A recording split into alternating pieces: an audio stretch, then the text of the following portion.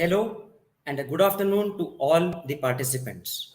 On behalf of India Factoring and Finance Solutions, I welcome you to today's live session on geopolitics, the recent developments world over, and how it affects Indian trade.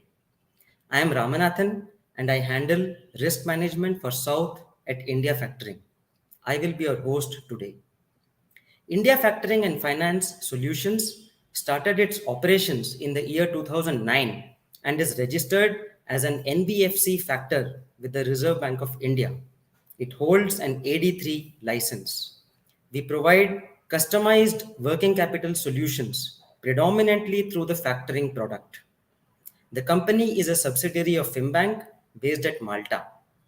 India Factoring's flagship product, the non-recourse factoring offering, allows customers to avail post-shipment facilities without recourse, which means that the facilities availed do not appear as a borrowing or as a liability in the balance sheet. Our guests today are two highly acclaimed personalities in their respective fields of specialization. Let's first welcome Dr. Faisal Ahmed. Dr. Faisal is a professor of international business at Ford School of Management, New Delhi. He did his doctorate in international trade and also holds an executive certification in geopolitical analysis from Geneva, Switzerland. His research and consulting areas include global value chains, trade and geopolitics, geoeconomics, free trade agreements, climate change, ocean diplomacy, and sustainable development goals. He has authored several books and scholarly papers related to India's trade and foreign policy. His articles have been published in leading newspapers like the Economic Times, the Hindu Business Line, and he is frequently invited as a panelist by intergovernmental organizations, think tanks, and by the media, including Times Now, Vietnam TV, Rajya Sabha TV, and the BBC. Thanks for joining us today, Dr. Faisal. Thank you. So allow me to now introduce Mr. Paramanandan. Mr. Paramanandan is India Factoring's regional business head and handles business development for South India.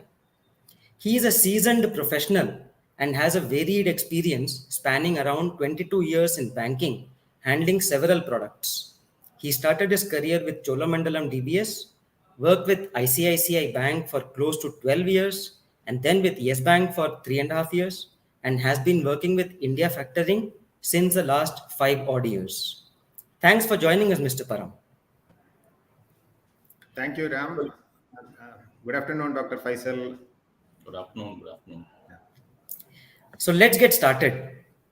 Geopolitics is a dinner table conversation in many places today, thanks to the events over the last 2 years. These events include the pandemic, the supply chain disruptions, and the Russian invasion of Ukraine. Unfortunately, hanging in the midst of all this is the Damocles sword of climate change. So, allow me to start with Dr. Faisal. Dr. Faisal, just wanted to know your views on how the geopolitical equations have evolved over the last 2 decades and what is the trend of India's economic relationships with other countries. Okay, thank you, Mr. Ramanathan. Thank you so much. I think it's very important that we try to understand how we are analyzing these geopolitical events in the last 2 decades that you talked about.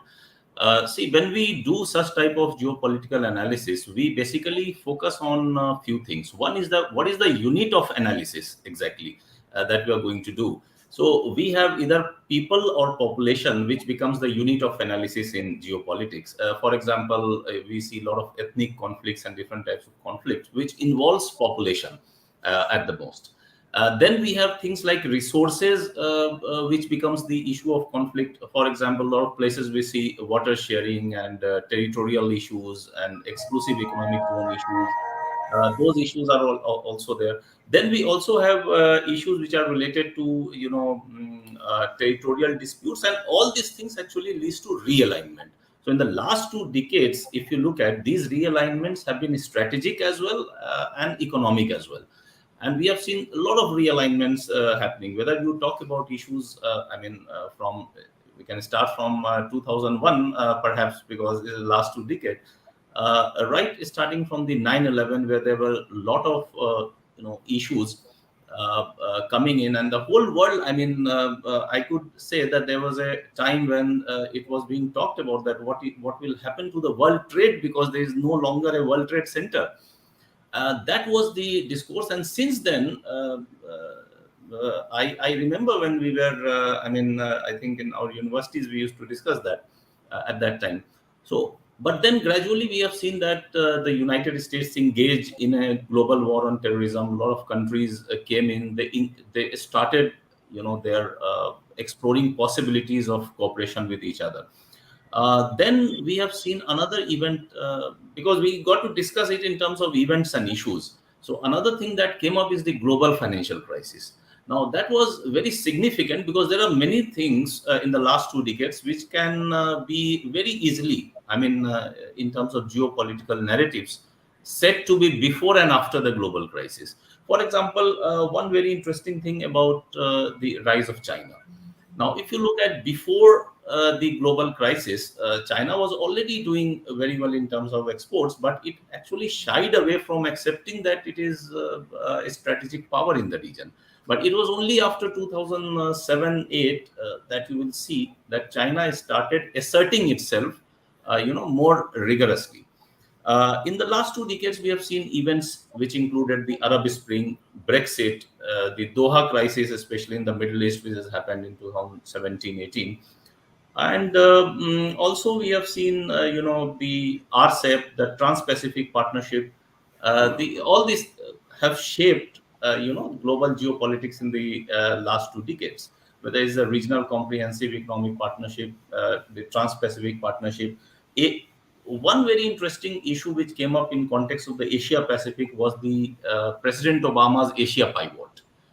That was very significant, because he wanted to, when Obama actually became president, he was largely seen as a president who would be focusing on the Pacific. Unlike President Bush, who had larger engagements in the Middle East alone. So President Obama was seen as somewhat like a Pacific president, and he actually started this process of engaging. Whether you talk about Quad, whether you talk about Trans-Pacific Partnership, renegotiating, because that group was already there since 2005, which was already formed by four countries, which included Brunei, Singapore, New Zealand, and Chile. But then President Obama came with a view that he wanted to expand that. And the reason for expansion was that President Obama was somehow compelled to believe that these countries of East Asia, they are becoming closer to China.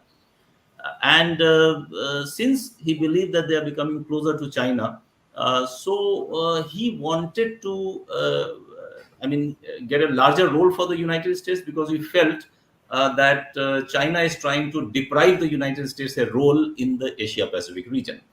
So this is how this whole narrative started building in the last 2 decades. Then we have also seen very strong partnerships in terms of Malabar exercises, which are largely strategic in the Indian Ocean, though it started in 1992. But then in the last 2 decades, it has caught up very well, because in 2007, we have seen this, it was an Indo-US exercise, but then it was enlarged to include other countries like Singapore, Australia, Vietnam. That happened in, Japan, in 2007. And even after that, it has continued, and it has acquired immense geostrategic significance in the Asia Pacific, and now in the Indo-Pacific region that we talk about. When we talk about what has changed in the last 20 years, one biggest thing that has changed in the last 20 years is about the hegemon of the United States. The United States is no longer a power that it used to be 20 years ago. That is the first thing. And the second point, and second is that China has started asserting itself more, and because of which there has been a lot of economic and strategic realignment. So United States does not enjoy the same power status that it did 2 decades ago. So that is how I think we look at this aspect in terms of what has happened in the last, and then we can have further discussions on several other issues as well. Okay, okay.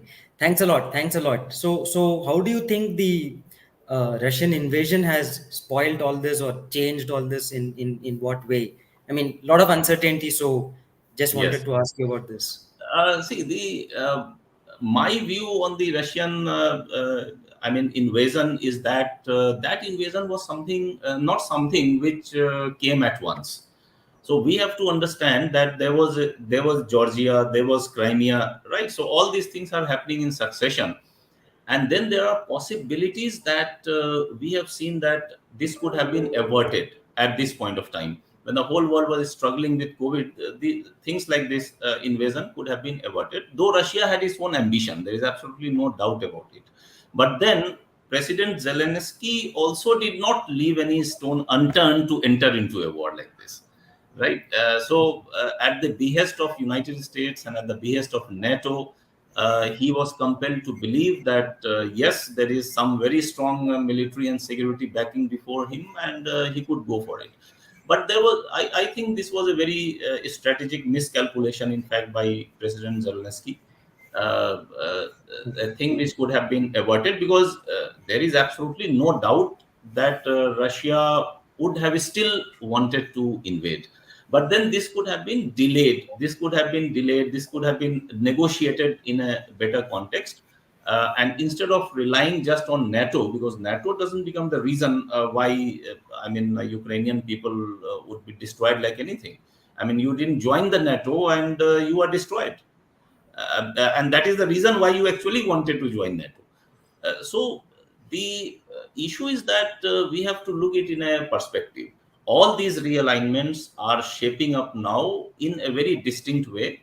The United States, what United States gained actually out of it? What it gained was it was able to realign the NATO, because United States was actually having a very loose control on NATO over the years, right? Since the days of the Iraq War and all, when President Bush was there. But then United States gradually started having loose control, so it actually gained its legitimacy as the controller of NATO. That is the first thing what the United States gained. There is another country which has gained, that is China. So China gained in terms of economy, because Russia, in any case, as Secretary, I think Secretary Blinken also mentioned that Russia is now a junior partner of China and all those things. He has mentioned in his Correct, correct, correct. whether it's a junior partner or not, I don't want to comment on that. But the point is that China, of course, did gain economically from this whole crisis. Thirdly, Russia also gained from this crisis. There is absolutely no doubt about it, because we have seen that there are a lot of talks that Russia has lost and all these things. If you look at the Crimea War, which happened in 2014, that also lasted for, I think, more than 1.5 months. So it's not like if you are fighting with Russia in 3 days you are gone. It's not like that. Which was the general narrative, that fighting with Russia and Ukraine fighting with Russia in 3 days is gone. So it's not that. One thing that have come up is the people of Ukraine, and that is what is very important in geopolitics. That is the people who have come up to defend their own country in a way which was unprecedented. That is worth appreciating. But at the same time, it is also worth questioning that what was the reason for people to come up when the war could have been avoided, actually. So people came up, they died, they became refugees, became forced, either they were internally displaced or they were forced, migrants, I mean, and whatnot. We know what is happening. So therefore, these these things, the Ukraine crisis actually brought about a lot of, I will not say it brought about economic realignment to a very large extent, but I'll say that it brought about an understanding and a lesson for countries and great powers and middle powers and small powers to actually understand that war is something which is never acceptable. I mean, there is no point in having a war and putting your population to At threat. risk. Got it. Got it. Got it. Thank you. Thank you. And as you explained, there have been articles about how Russia is losing and all that. But over the last 1 week, I've been reading in the papers about industries in Germany really suffering because of power supply disruptions and all that. So it's quite serious. Yes. My next question would be to Mr. Paramanandan. Mr. Param, just wanted to, my questions to you will be more about the factoring product. So I just wanted to understand, given the overall uncertainty in the geopolitical environment, how does the non-recourse product offering help clients to secure their receivables? Yeah, thank you, Ram. In fact, unlike other normal traditional working capital facility, factoring facility offer a comprehensive solution for the exporters, especially during this uncertainty. Factoring product includes prepayment of invoice as well as credit protection on receivables, and we provide collection service. So in this uncertainty, especially this credit protection is more attractive for the clients, and factoring product to a certain extent cover political uncertainties also, and it is based on specific countries and who underwrite buyers risk. In general, insurance company cover political risk to a maximum extent. Like suppose the country has declared any moratorium, they will get claim. And if there any restriction for transferring fund from foreign country to India, the buyer's country to India, that time also protection will trigger. Suppose any war happened in between India and the buyer's country, credit protection trigger will follow. And like that, natural disaster, all these things in a normal scenario, credit insurance will cover. So all depend on upon which insurance company underwrite the risk. So more or less in such scenario, to a certain extent, under factoring product, such type of uncertainty is covered. So, Okay. so of course, factoring will give that type of benefit to the exporters. Okay, okay. Thank you. Thank you. Dr. Faisal, coming back to the interesting topics that you were talking about. Recently, this I2, U2 grouping has come about, and quad grouping has come about, and all that. So how do these groupings help India, and do they have any impact on trade to and from India? Yeah, interestingly, we have seen this. You are talking about the India, Israel, US, UAE grouping, right? Yes, The yes. Yeah, the I2U2 grouping that has come up. See, this came in October last year, and some of the issues we have to look at what is the main mandate, right? So we know the mandate, and then we will try to understand how does it helps us. So if you look at the mandate is largely those which we are also striving for at the same time. Like for instance, we are talking about maritime security, which is one of the mandate of this grouping. They are also talking about infrastructure. They are also talking about digital infrastructure. They also have a mandate on trade and connectivity. Now, this is, if you look at the countries which are coming up, these countries are Israel, the United States, and UAE. So Israel and UAE have already, come up through the Abraham Accords. They are already now, a little closer, Correct. Correct. leaving aside all the differences that they had over the years. So the point is, Israel is, of course, rich in technology in terms of, this capacity Innovation. and innovation. And United Arab Emirates, as you know, though it has been rich in oil and hydrocarbon resources, but at the same time, it has been diversifying its, offerings and trade portfolio over the years. Most of the plan period, if you planning that they do, has largely been focusing on diversification from oil to non-oil and from commodities to services. I mean, that is how they have shaped up in the last 15, 20 years or so. And United States, of course, is there. So I think the key areas that they are focusing on, the key mandate, because the group is very new. So how do you raise, capital? How you raise revenue and funding for this purpose? So that is yet to be seen. Just like we saw the Build Back Better World initiative by the United States, which came in 2021, the B3W, and which was positioned against the Belt and Road Initiative. But somehow there was no concrete roadmap as to how you are going to finance this initiative. I mean, a 40, something $1 trillion initiative.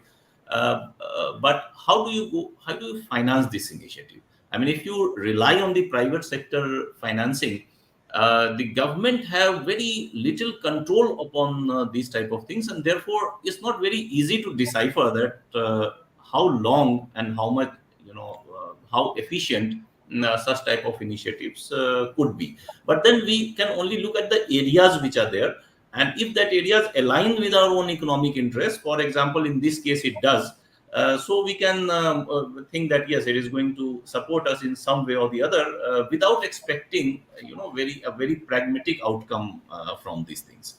That is one. The second point that you talked about is about Quad. So Quad is very interesting in its own way that we need to understand.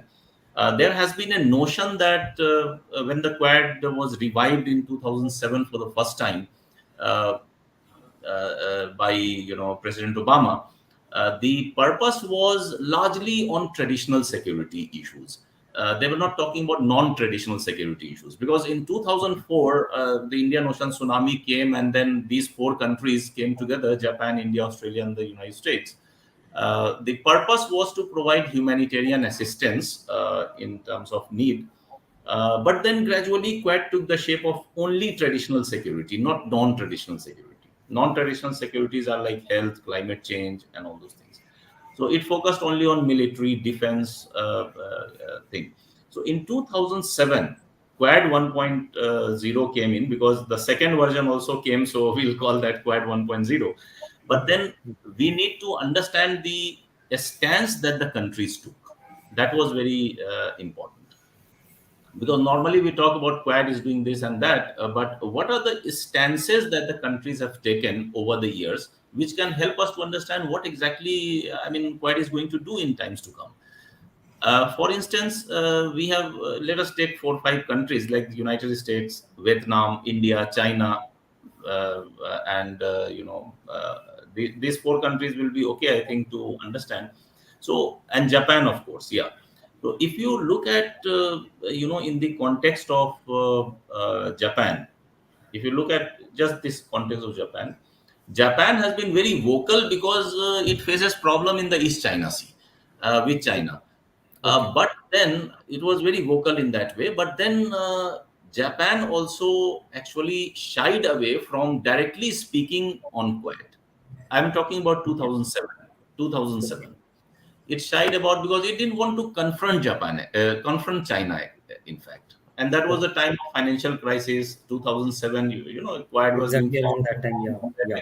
Global financial crisis coming in. So China, everyone knew, was a export hub and leader in global export competitiveness. So no one wanted to annoy China in some way or the other. If you look at the United States, the US was only vocal because the whole issue that we see today, larger geopolitics in the region, is not about any other country but about the US China rivalry. Because the United States, it has written in its national security strategy, in its national defense strategy, that China wants to displace the United States as a power in the Indo Pacific region. And it is not going to allow it to happen. That is what they say it. So United States is compelled to believe that China is trying to displace it as a power. So the whole rivalry in the last, I mean, since 2007, and why I told in the, I mean, previous point that China was not very assertive. So it actually started asserting itself post the global financial crisis. It started. It was no Okay. longer shying away. It was accepting that yes, it is a power. So therefore, US has its own, US China great power rivalry, and it wanted to assert itself. So US was vocal. If you look at India, India's stand was also similar to the stand of Japan, because in 2007 and 8, when the Quad was happening and all these things, India was improving relations with China. So India wanted good relations with China, and it was making efforts to improve relations with China. Uh, uh, of course, those boycotts and all those things were there that time as well. But as part of a policy measure, the government wanted good relations with China, and it was working toward that. So India also did not want to be seen as a party to a group which was supposedly positioned against China. I mean, that's the point. Okay. Uh, Okay. the same situation was there in 2018 as well. In 2017, when President Trump revived, Quad, and became very vocal about it, the same situation was there. In 2017, it was revived. In 2018 and 19, we were seeing that Prime Minister Modi was developing good relations with China. He engaged in informal summits at Wuhan, at Mamallapuram with President Xi Jinping, and things were going on in a very right direction in terms of India-China relations, because China also wanted to engage with India. India was also working toward engaging. So we again in 2017-18 also, we didn't want to be seen as part of Quad, a grouping which was supposedly positioned against China. That's the point. So therefore, India remained milder on Quad. If you look at 2008, 17, 18, 19, all those years. So if you look at how Quad is going to, or this I2U2 is going to help in terms of trade, I think not exactly in terms of trade, but of course they are going to help in terms of certain non-traditional security measures, which are like on issues of healthcare, on issues of climate change, on issues of expanding your digital infrastructure and cyber security issues, and to an extent on maritime security as well. Okay, okay. Yeah, Thank you. Thank you, Dr. Faisal. I think audience questions have come in. So, if you don't mind, the first question is to you only, Dr. Faisal. yeah. This question is from Mr. Vinod Chaube. Thank you for asking, Mr. Vinod Chaube. His question is as follows: the geopolitics in South Asia is seeing visible turbulence, especially in our immediate neighborhood. Many states being on the verge of a failed state. The economy is in shambles, the neighboring countries, and the common factor in all these countries is the influence of China. The situation is such that global powers like US, Russia, etc., are not coming forth to help. So, how these developments in our neighboring countries can impact India politically and economically? Is this an opportunity or threat for us? Yeah.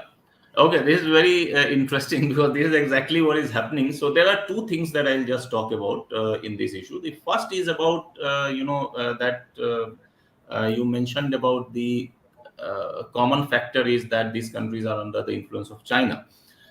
Now, the influence of China comes from something called the Belt and Road Initiative. We have seen that there are 6 different, economic corridors which have been established as part of And, the and, Belt and and I believe you are an expert in this Belt and Road initiative. Road. You had written a book recently on that. So Yes, yeah, yes, published by sorry to interrupt. Ruby. Please go ahead. Yeah, yeah. So thank you so much. This has, I mean, 6 different economic corridors are there, and these economic corridors are having, road systems, the railway lines, the special economic zones, the digital cables which have been cable which has been laid. They have a lot of, different types of export-related infrastructure, and this is going to from China to different regions. I mean, to the extent that is connecting the ports in China to the ports in Rotterdam, uh, right, or Antwerp in Belgium, for instance. And these are 6 different roads. One going toward Mongolia, other going toward Russia, and then another one going toward Central Asia, going to Europe. Another one going toward Middle East. Then we have the one going through the China-Pakistan economic corridor, which is coming to the port of this Gwadar, and then we have the China Indo-China corridor, which is going from China to downward in the Southeast Asia. And there is a maritime route also that is very interesting in this context, as we just talked about maritime security. This maritime route, like you are coming from, China is trying to develop a lot of ports that you mentioned about Hambantota in this case, for example, in the case of Sri Lanka, we have been talking about, or in the so. We are coming from, like, for example, South China Sea. Then you cross the Strait of Malacca. Then you enter the this Bay of Bengal, then you enter Indian Ocean, then to the Arabian Sea, and then to the Persian Gulf, and then to the Red Sea, and finally Mediterranean, and then you are out in the Atlantic. So along this corridor, it is actually developing those ports, whether from Chittagong in Bangladesh to Nairobi. So all these things are coming up. As far as the CPEC, which is concerned, we just mentioned, which is the China-Pakistan Economic Corridor, which has seen a lot of massive, challenges in terms of a failed type of project, and not a feasible project at this point of time, because China wanted to connect the Xinjiang province, which is the western province of China, to the Gwadar port in Pakistan. And of course, we had our own sovereignty. One reason why we don't endorse BRI exactly is our own sovereignty concerns, because it is, traversing through the POK, so it becomes a very critical issue for us, and it's a strategic sovereignty concern for us. So we don't actually endorse the BRI. That is absolutely okay. Now, if you are coming from the question that you have raised in terms of the neighborhood, now India has extensively engaged in neighborhood diplomacy.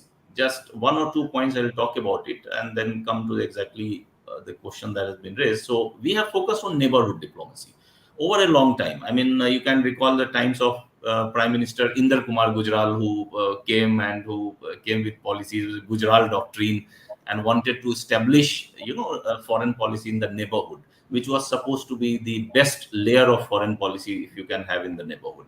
And this has been gradually taken forward by successive prime ministers over the years, including Prime Minister Modi.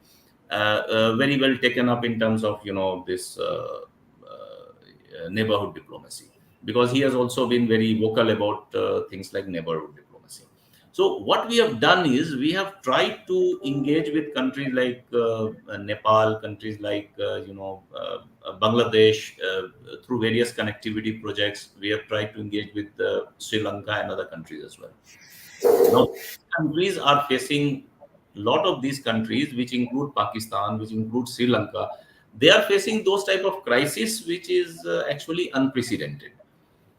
Now, what we should do, and how will it impact us? The question is not how will it impact us. The question is what we are going to do, what we should do, because we are actually at a position where we can have a leadership role in this region. Earlier, when the issue of LSE was happening, I have talked about that we got to look at the Indian Ocean as well, because India, by all measures, whether you are talking about geopolitically or historically or any measures, India is a power in the Indian Ocean region. Now, if you look at the Indian Ocean, what we are doing, we only need to go for things like naval modernization. We need to go for things like, because all these countries look at India as a net security solution provider. So first thing that we have to look at, because these countries look toward us as a net security solution provider, that's an opportunity where we need to fit in and not allow countries like China to come in. The second is, because these countries look at us as an economic powerhouse, so it becomes our responsibility to have a regional supply chain working, and to actually revive SAFTA, because there is a huge cost of economic non-cooperation in South Asia. Bangladesh, if you look at India, Bangladesh, value chain is there, everything is there, but the cost is very high. The cost of trade is very high within Southeast Asia, supposed to be one of the most disintegrated or loose economic grouping in the world. Okay. So it is our responsibility that we need to take up this thing. So at two different front, one is as a strategic front, we need to take up the larger role as a net security solution provider in the South Asia, and at the same time we also need to take up a larger role in mending and blending and developing those South Asian supply chains, which can help get the fruits of SAFTA, which is South Asian Free Trade Agreement. Free trade agreement. So, Yeah. and by these measures actually we can have a larger role in the region. Okay. Okay. Thank you, Dr. Faisal. And Vinod, I hope your questions were the question was answered. We have another question from Mr. Vinod Vasan, and this is to Mr. Param. Mr. Param, the question is as follows. Now the RBI allows settlement of international trade in the Indian rupee. So how will this help exporters, and what are the benefits of dealing with the Indian rupee? Yeah. Over to you, Mr. Param. Yeah, this is the latest development we have seen last 2 days. In fact, going forward, we have an option to bill in Indian currency and collect the money in Indian currency. Presently, we'll be doing in majority in USD and all other countries, Euro or GBP. These are the large prevailing currencies available for billing. So, in Perfect. this new initiative, new development, wherever we can have such type of arrangement with countries and um, such type of platform is available for collecting money in foreign current Indian rupees, that is possible. As of now, I think we are doing such type of activities through neighboring countries like Nepal, Bhutan, and other countries. We can do billing in INR and collect in INR. So going forward, that scope is widening, and of course, all exporters and other people are seeing it as a very positive change in the international trade. Okay, thank you, thank you. And also, I wanted to ask you one more question, Mr. Param. Now that we are on this topic, I just wanted to know. See, this exporters have the benefit of normal credit insurance and ECGC cover and all that. So, how does the credit cover through a factoring product differ from the normal insurance or ECGC cover which is available in the market? So, can you please throw some light on this? Yeah. Again, it is a good question, Ram. Normally, that exporters is depending on more into the normal credit insurance policy or ECGC policy for secure their receivables. So under factoring, factoring is the only product offers 100% credit protection on buyer's default. So none of the insurance, direct credit insurance or even ECGC won't cover 100% risk. So always 10 to 20 percentage risk the exporter has to absorb. Under factoring, that too into factor model, the more regulated international factoring product, you get 100% credit protection on buyer's default. That means the exporter is not going to incur any loss in case the buyer default the payment or the buyer declared bankruptcy uh, or the buyer has not able to pay because of intentional reasons. So this is the major attraction, 100% credit protection. And second difference is under normal credit insurance, if the exporter is taking a direct insurance policy in exporter's name, all the responsibilities lays with the exporter. For example, he has to comply all the insurance requirement. He has to ensure all the underlying documents are in line with exporters requirement. He has to ensure all the insurance condition has fulfilled. So practically in day-to-day scenario, it is not possible for the exporters to monitor doing minute monitoring on the policy terms and ongoing invoices and other things. Under factoring, as an export factor, we handle the invoice, trade document, and we have experts to scrutinize the document. We'll ensure that all the trade documents are in line with the insurer's requirement. And there is no chance for claim rejection in case any claim happen in future. There is no chance for such rejections under factoring. And another major difference is claim settlement. Normally, under normal insurance, the exporters has to file all the claim document to the insurance company or ECGC and ensure that all the required document has submitted on insurance company or ECGC. But it'll take its own time. Normal scenario, there is no end date for claim settlement.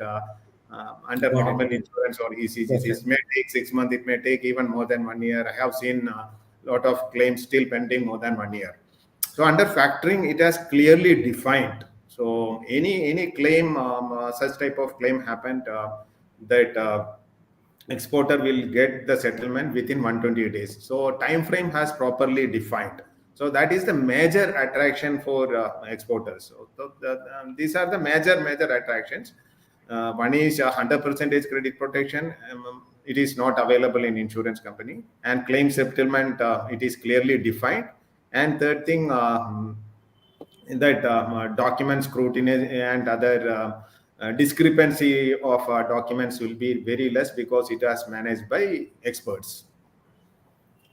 Okay, thank you, thank you, Dr. Faisal. I'll come back to you for some more, interesting insights. You were talking about the revival of SAFTA. So maybe I'm wrong, but I think there was a gap, say between 2015 and 2020, where India did not sign any free trade agreement. So, what was the reason, and can free trade agreements go wrong? Just wanted to understand. Interestingly, I mean, that's an interesting point about FTAs. In fact, uh, free trade agreements are those type of set of rules because they are actually provided under the Article 24 of GATT.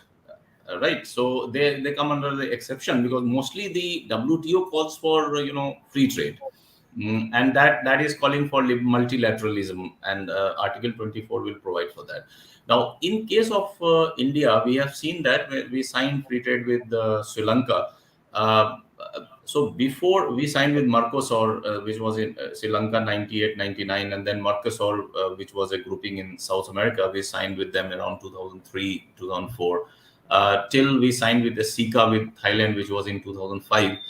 And then came the India Singapore Thailand SICA Thailand FTA was 2004, I think. India Singapore SICA was 2005. Before 2005, if we see that, we have seen that most of the FTAs were done without much expert or stakeholder consultation. And Okay. all FTAs did not have particularly the reason which focused only on economic. There were some geopolitical motives as well. For instance, in case of Sri Lanka, it was not a purely geo-economic or economic agreement that we did. So over the years, we have seen that FTAs were signed, but signing an FTA does not mean that everything or all the trade happens through a free trade route, because there is a negative list as well. But these FTAs did not yield us the desired result somehow in terms of trade patterns. Because export was increasing, the import also increased, and it's a good trend. Because if you want to become a major exporter, you must become a major importer too. That is how it happens. Because today is an era of global value chain, so one country cannot keep becoming an exporter and still not be a major importer. That's not possible these days, actually. So you got to become exporter, you got to become an importer at the same time. What is interesting is that we need to have now at this juncture, when we have seen TPP, when we have seen RCEP, when we have seen countries, solidly negotiating these type of things, we also need to enter into solid negotiations on factors of our own economic and national interest. National interest. So we need to be more assertive, what I will say, in terms of our FTA negotiations. That is one point.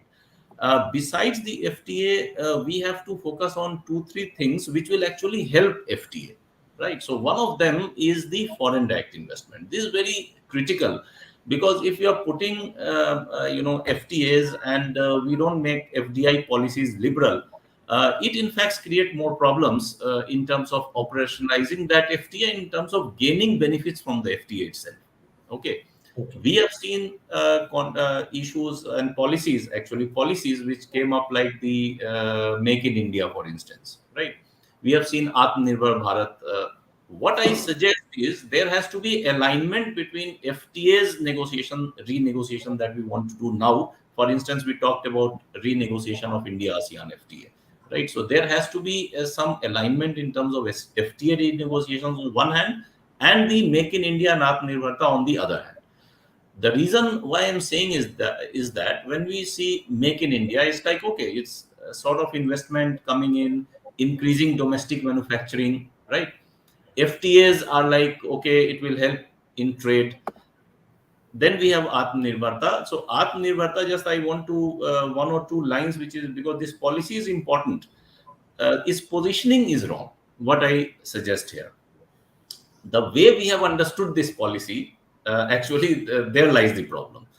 The policy is Atmanirbharta means we want to increase domestic productive capacity.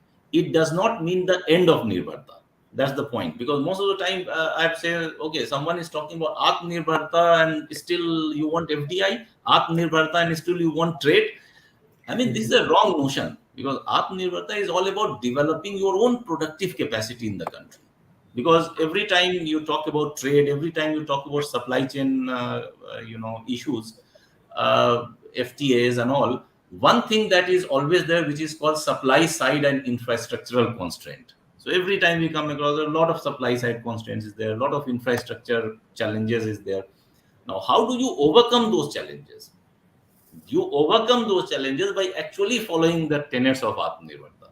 So what I have said, I have previously also said in some of the interviews in the BBC that Atmanirbharta is not the end of Nirbharta. That is first thing that we need to understand. And second point that we need to understand that is about domestic productive capacity, our own domestic productive capacity that we need to enhance. And the third thing that is very significant in this case is that it is not positioned against China. So, if it is positioned against China, it would mean that when India-China relations improve, there is no need of Atmanirbharta, right? So Got it. the point is that Atmanirbharta is not positioned against China. Atmanirbharta is a necessity of the time that we need to understand. That is why I said that the way we are understanding it is slightly different from the way it actually should be. So, therefore, in this scenario, what happens that if we want to increase domestic productive capacity, has it to do with China? I mean, tomorrow relations improve, so we'll stop improving our own domestic capacity. I mean, okay, so the point is that, and what China also did, see, this was a necessity at the time of lockdown. The first lockdown, which happened in 2020, supply chains were completely disrupted, everything was disrupted, trade was not happening. So, what options did the countries have? The countries were left with no other option but to look inward. And that is what China also did. I just want to give one example to help understand this whole issue. In 1978, we know China liberalized, right? So then Chinese leader Deng Xiaoping, he came with a policy called the Great International Circulation. That was Chinese policy at that time, and they said that we are going for great international circulation. The focus was that we focus on China's outreach to the world, and this was what actually led to China becoming the export led economy and enjoying a average 10% growth for 3 decades, average 10% growth rate. So that was the result of that great international circulation. But look at 2020, what President Xi Jinping did. He said we are going for dual circulation, in which the focus is internal circulation, not external. So he said that we'll do both of them. We'll do external circulation also. We'll do internal circulation also. So he called this international circulation. He renamed it as dual circulation and said that the focus will remain internal. Again, the same thing that China also said that they are going for dual circulation with internal focus, which is something like Atmanirbharta. US also started becoming protectionist, started focusing on its own. So it was a necessity of the time when the lockdown happened. Supply chain were disrupted, trade was not happening. So it was our necessity that we had to go for something like inward-looking approach, and we suitably did it and adopted something called Atmanirbharta. So Atmanirbharta, a push was given to Atmanirbharta, in fact. So Atmanirbharta, in fact, is about domestic productive capacity, what I would say. So the question that you have raised is very interesting, and I would say that FTA renegotiation is important because FTAs become obsolete. They do not, over the period of time, they start not yielding you the desired result. So you got to look for those type of desired result. Your economic interest also changes over the years. I mean, FTA which was signed in '99, our economic interests were different. Today, our economic interest is different. So we would like to put those clauses in the FTA which suitably, meets our economic interests of today. Reflects Not in Yeah, not of those years.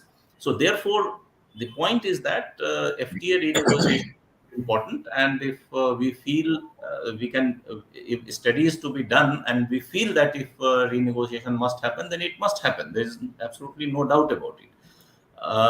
My finally, I mean, to just to conclude this point, my final submission would be that we need to develop a linkages between three different types of policies and issues that we are catering to today. One is FTA renegotiation, other is Make in India, and the third is Atmanirbhar Bharat. There is a need for policy attention and alignment among these three to get the desired benefit that we need from which can meet our economic interest.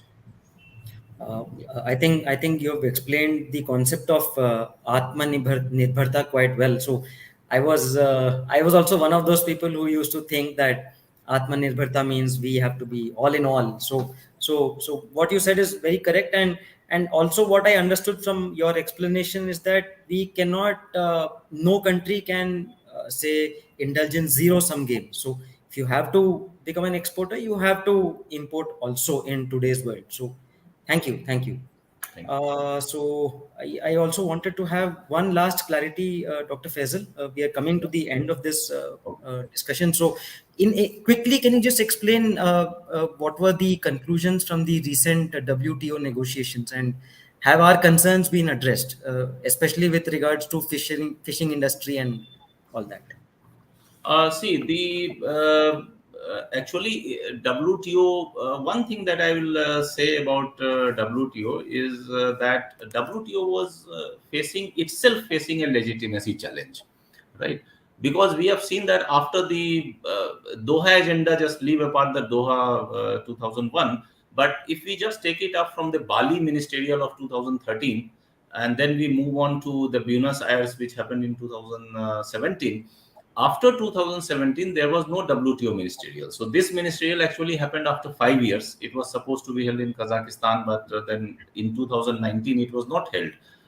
It was postponed, and once it was postponed, then the COVID came. So there was no chance that it could be held immediately. But then these issues have come up. Now the point is that there are a lot of issues which were there on the table. One point that I just want to mention is about WTO's legitimacy. WTO was in a very, very much hurry actually to assert that everything has been done very well. But my understanding is that it was good that WTO was able to maintain its legitimacy somehow over the year. I mean, in this ministerial, because some agreements were reached because there were new issues which actually came up, like the COVID-19 supply chain related issues, the COVID-19 related medicines, and all issues that came up. That was there. In terms of the fishery subsidies, what we were doing is we were opposing a point in the draft of the WTO ministerial that was that called that developing countries must reduce fishery subsidies. I mean, they actually do away with fishery subsidy, right? And our level of fishery subsidy that we are giving is too less actually. Too I mean, if minimal, you look correct, at countries correct. like, yeah, if you look at countries in Europe, Scandinavia, and others, they are giving huge fishery subsidies, in fact. So it was a straight case of a developing country conflicting with a developed country on an issue related to international trade. So I mean, they wanted us to do away with the fishery subsidies, but we didn't want to do it. But somehow WTO has also agreed, because we wanted a larger transition period. Our people are the farmers and all; they are not so capable enough that we do away with the subsidies today, and they will still cope up with it, because we need to give subsidies to them, so that our trade in fisheries continues. I mean, if you do away with today, I mean, is directly affecting our ability to trade in that particular sector. So we Got it. can't do away with it. But this WTO ministerial actually came with, it was okay. But I think in the next ministerial, in the 13th WTO ministerial, I think this issue is going to come up again. So Okay. right now it has only been, postponed, what I'll say. And yeah, and one issue in the WTO, I just recall it, which was very critical, and which WTO actually failed to do it. It did talk about it. that was the appellate body, because the dispute settlement system is a complete failure in the WTO, because President Trump was there and he just, I mean, did everything that could, create problems with the WTO dispute settlement system. The appellate body, now you go to the consultation, you don't agree, you go to the panel, you don't agree with the panel decision, you go to the appellate body. But now there is no appellate body because there is no judges. All judges have retired. New judges have not been appointed because their appointment was blocked by President Trump since 2017. So Okay. that problem is still persist, and it was hoped that WTO could actually pragmatically look at that issue. Because if there is no dispute settlement, in fact, it Then becomes a it's of challenge for many developing countries to actually, how do you file a case against the developed countries? I mean, they can do sanction against you anytime, but you can't do, because you have only one mechanism, that is WTO, and that's not working. got it. Got it. Okay. Thanks a lot. I think all the questions were perfectly answered.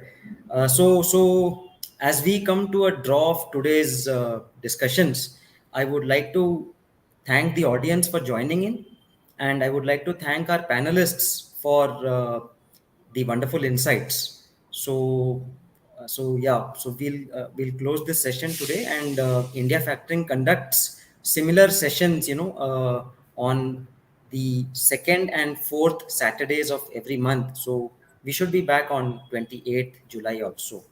To our audience, I would just remind that if you would be more curious about the factoring product, please do visit our website www.indiafactoring.in. I understand a few questions were not answered, but India Factoring's team will get back. Thank you. Thank Thank you, you so Ram. much. Thank you, Thank you Faisal. so much. Thank you, Dr. Faisal. Thank you, Param. Thank you. Thank you, Mr. Ramanathan, for conducting it so well. Thank you. Thank you. Thank you Thank for you. attending. Thank you.